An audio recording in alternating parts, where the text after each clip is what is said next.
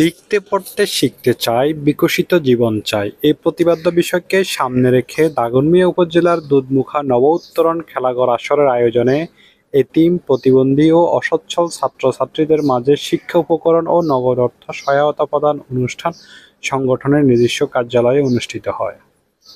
শতাধিক শিক্ষার্থীদের মাঝে 2,20,000 টাকার নগদ অর্থ ও শিক্ষা উপকরণ তুলে দেওয়া হয়।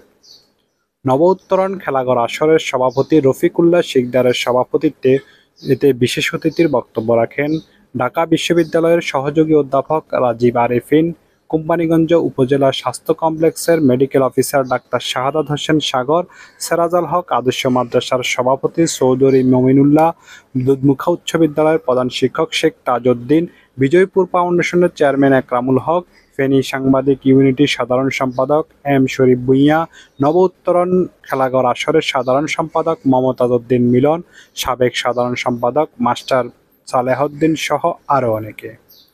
শেষে অতিথিবৃন্দ শিক্ষার্থীদের হাতে উপহার তুলে দেন।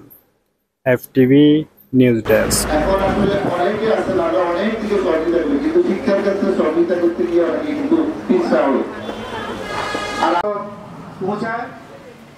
এই ঘোষণাপত্রের মাধ্যমে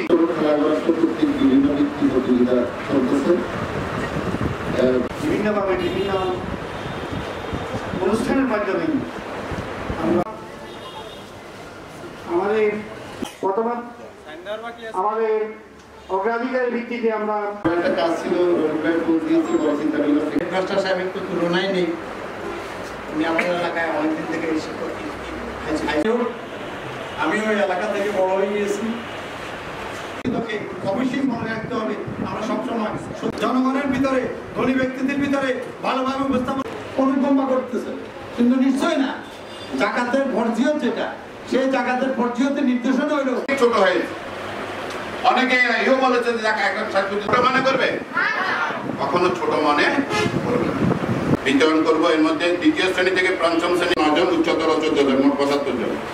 এর মধ্যে এতিম আছে 31 জন, ডক্টর রাজীব আরেফিন।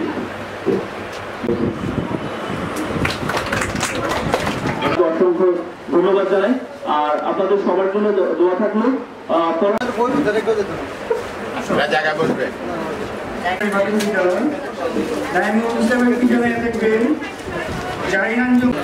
একটা সাথী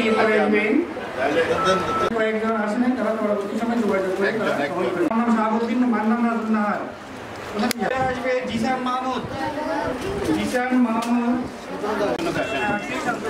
আর জিয়া তো নাবিল নেই।